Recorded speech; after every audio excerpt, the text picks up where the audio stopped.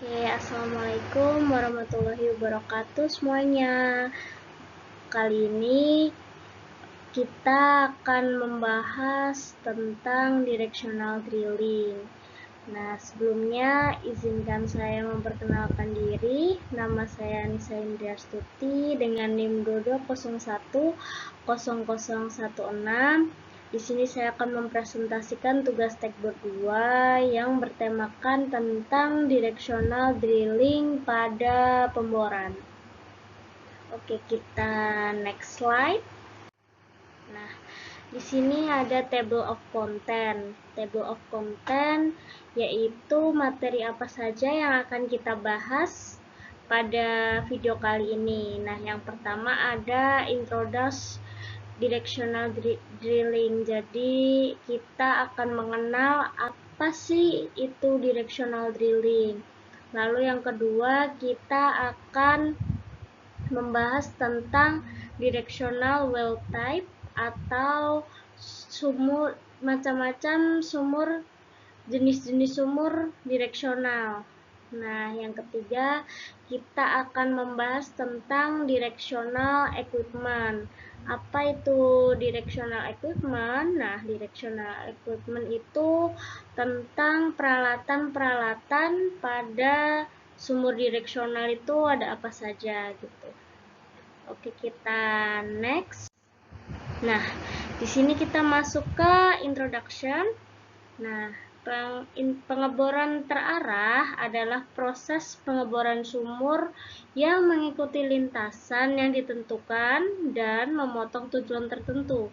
Tujuannya target dan biasanya merupakan area tertutup dalam bidang horizontal. Target juga bisa menjadi area melingkar di bagian atas zona produksi. Nah, ini tuh merupakan pengertian dari directional drilling. Directional drilling itu berarti kan pengeboran terarah. Nah, suatu cara kita tuh membelokkan lubang sumur untuk menuju sasaran tertentu di dalam formasi.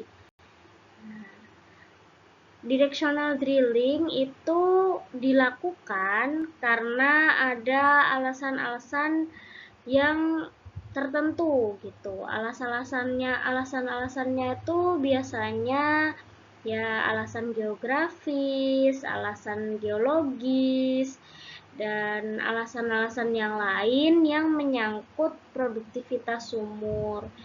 Jadi dilakukannya directional drilling itu yang pasti ada alasan-alasan tertentunya. Begitu. Oke, kita next slide. Nah, di sini ada ilustrasi directional drilling. Nah, di sini kita mulai ngebor. Nah, directional drilling itu seperti yang sudah saya jelaskan tadi, directional drilling itu pengeboran berarah. Nah, ataupun suatu cara untuk membelokkan lubang sumur menuju sasaran tertentu ataupun sasaran yang telah kita rencanakan. Nah, jadi kalau kita sering mengenal ataupun yang kita sering tahu itu pengeboran ada pengeboran vertikal. Nah, pengeboran vertikal itu pengeboran yang hanya lurus seperti ini, lurus saja. Nah, karena yang kita bahas pada video kali ini yaitu tentang directional drilling, jadi pengeboran kita itu ada arahnya ataupun berbelok untuk menuju sasaran yang telah kita rencanakan. Nah, jadi kita ngebor ini, kita dari atas, kita ngebor lah. Kebetulan pada ilustrasi di sini kita berbelok. Nah, untuk menuju sasaran yang akan kita tuju ataupun yang sudah kita rencanakan sebelumnya tadi. Nah, seperti itu. Jadi gambarannya ataupun ilustrasinya, ilustrasi singkatnya seperti itu. Oke, kita next slide.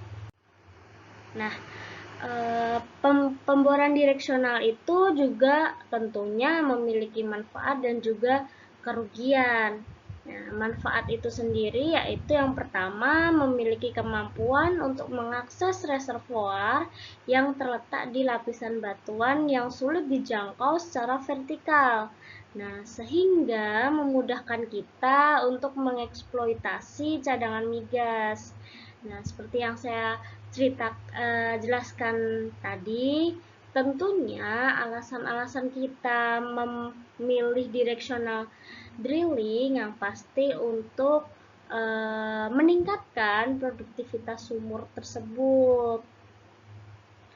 Nah, yang kedua, dapat mengatasi permasalahan sumur yang tidak produktif ataupun kurang produktif. Nah, jadi balik lagi untuk mengoptimalkan produktivitas sumur tersebut. Lalu ada pula kerugiannya. Yang pertama, pemboran direksional cenderung membutuhkan peralatan yang canggih, sehingga pemboran direksional itu cenderung membutuhkan biaya yang lebih banyak ataupun lebih mahal, dan teknik pengeborannya tuh lebih rumit daripada metode yang lainnya. Seperti itu. Oke, kita next slide. Nah, kita sudah memasuki directional well type. Nah, apa itu directional well type? Nah, directional well type itu merupakan jenis-jenis sumur direksional. Nah, di sini ada 5 jenis sumur direksional, yaitu yang pertama ada build and hold shallow deviation. Nah, di sini berarti pola ini menggunakan defleksi awal yang dangkal atau shallow dan pendekatan sudut lurus ke target. Nah, lubang sumur menembus target pada sudut yang sama dengan sudut build up maksimum. Model build and hold sebagian besar digunakan untuk sumur dengan kedalaman sedang, tanpa intermediate casing, dan sumur yang lebih dalam tanpa lateral displacement yang besar. Lalu ada yang kedua, build, hold, and drops S shape.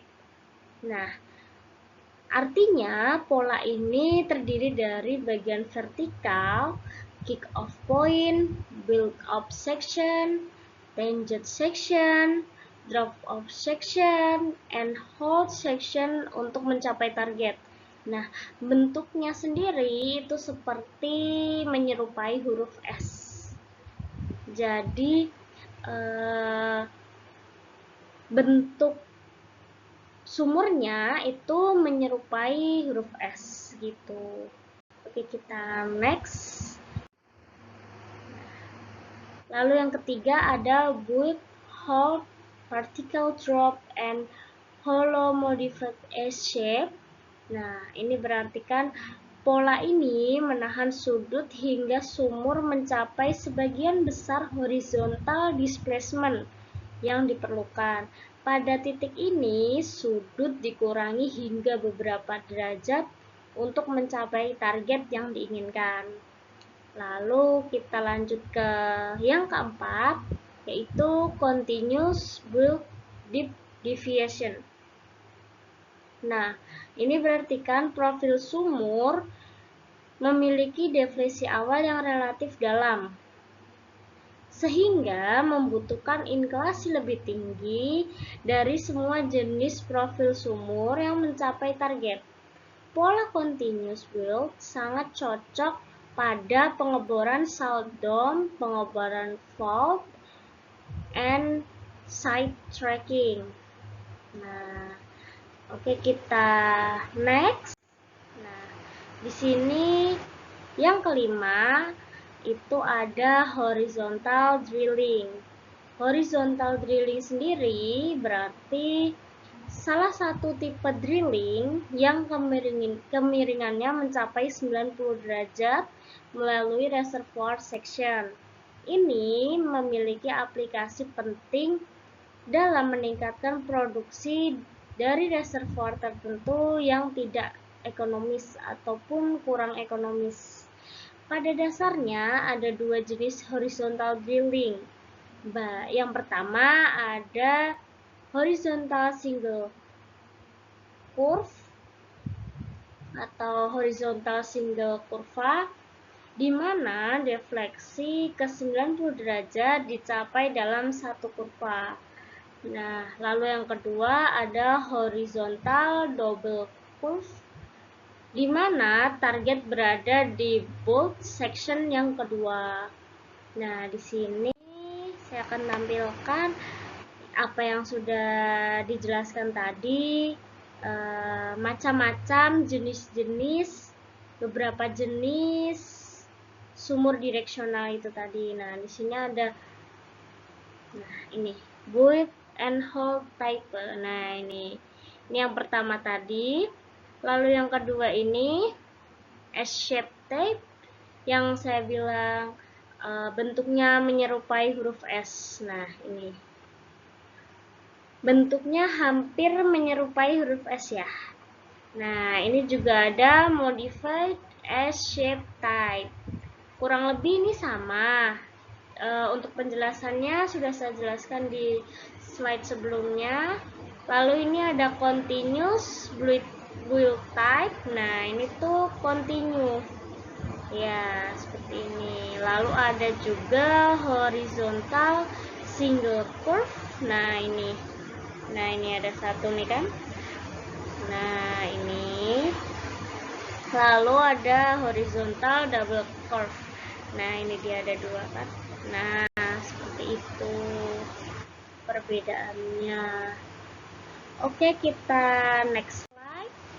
Nah, di sini kita memasuki directional equipment. Apa sih itu directional equipment?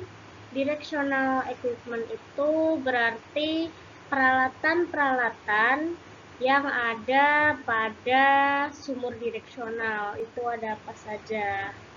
Yang pertama ada wire drill pipe. Nah, artinya yaitu pipa bor yang memiliki kabel atau disebut juga bor listrik.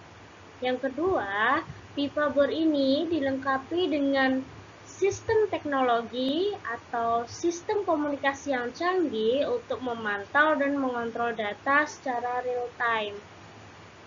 Nah, ini gambarnya. Nah, ini dia. Nah, ini wire drill pipe. Nah, jadi ini pipa. Nah, di sini tuh ada kabel-kabel gitu. Nah, bentuknya ini unik gitu. Karena ini juga pipa bor yang dilengkapi teknologi yang canggih untuk memantau data-data atau mengontrol di dalam lubang sumur itu secara real time. Nah, ini bisa nih di sini. Seperti itu. Oke, kita next. Nah, lalu ini ada peralatan yang bernama wipstock. Nah, alat ini digunakan untuk mengubah arah pengeboran dari vertikal ke arah yang diinginkan. Seperti yang saya jelaskan, direksional itu gerakan membelokkan sesuai yang akan kita tuju atau apa yang sudah kita rencanakan tadi. Lalu yang kedua, wipstock ditempatkan pada lubang sumur dengan bantuan peralatan pengeboran dan ditempatkan pada kedalaman atau posisi sesuai dengan rencana pengeboran tadi. Nah, jadi ini gambarnya. ilustrasinya kita nih ngebor nih dari atas kan tadi. Nah, kita ke vertikal dulu dong.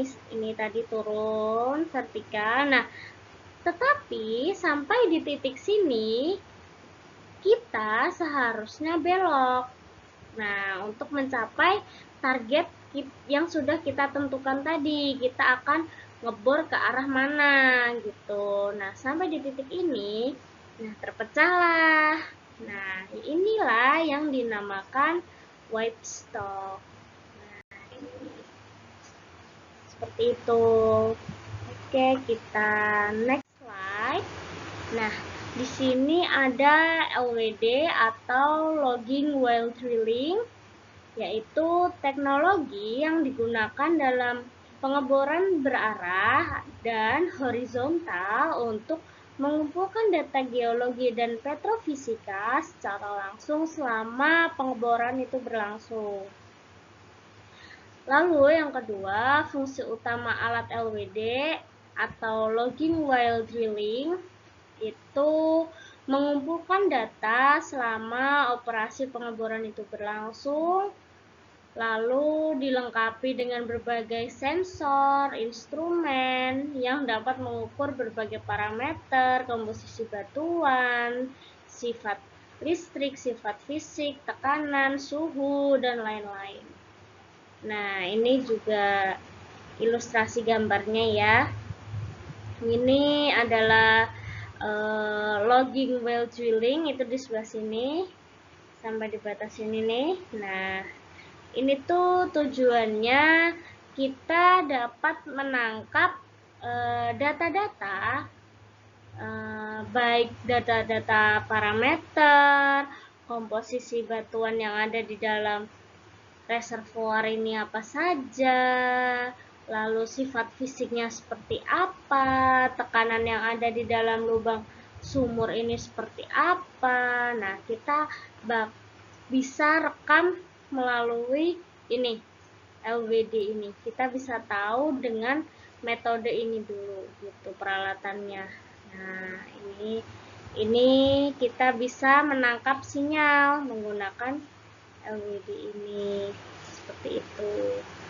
Oke, next. Nah, kita ada rotary steerable system atau RSS.